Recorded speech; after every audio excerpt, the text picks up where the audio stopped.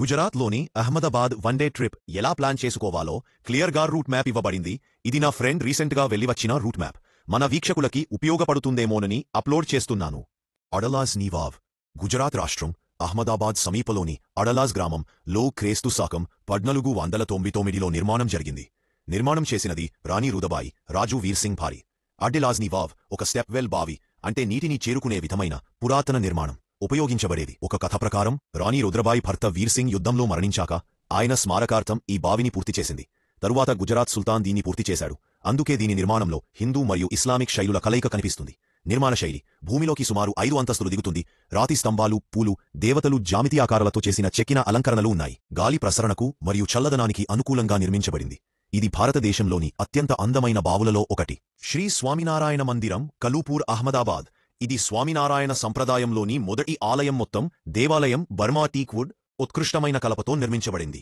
ఆలయం శైలిలో గుజరాతీ, రాజస్థానీ, బ్రిటిష్ శైలుల సమ్మేళనం. ప్రధాన విగ్రహాలు నారనారాయణదేవ్, రాధాకృష్ణదేవ్, ధర్మదేవ్, భక్తిమాత్, హరికృష్ణ. చుట్టుపక్కలున్న హవేలీ, ప్యాలెస్ శైలిలోని ఇల్లు కూడా చారిత్రక నిర్మాణంగా ప్రసిద్ధి. సబర్మతి రివర్ నదిపై అహ్మదాబాద్లోని రివర్ ఫ్రంట్ ప్రాజెక్టులో భాగంగా ఉంది ఈ అటల్ బ్రిడ్జ్. ఇది పశ్చిమ తీరాన ఉన్న ఫ్లవర్ గార్డెన్ నుంచి తూర్పు తీరాన ఉన్న కల్చరల్ ఆర్ట్స్ సెంటర్ ప్రాంతాన్ని కలుస్తుంది.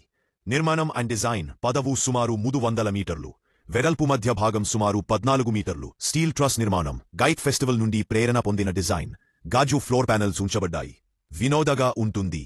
ముఖ్య అంశాలింది. రాత్రివేళ రోజుల చక్కని అందాన్ని చూస్తే ఫోటోలు మించిన ఎఫెక్ట్ ఉంటుంది. విచార్ మ్యూజియం. ఈ మ్యూజియంలో పురాతన వంటపాత్రలు, లోహపాత్రలు, brass, copper, bronze, zinc, German silver మొదలైన వాటి అపూర్వమైన సేకరణ ఉంది. దీని స్థాపకుడు సురేంద్ర పాటెల్ తాను సేకరించిన వస్తువుల ద్వారా ఈ మ్యూజియం 1980లో ప్రారంభించారు. సోమవారం సెలవు. ఎంట్రీ టికెట్ ధర 50 రూపాయలు.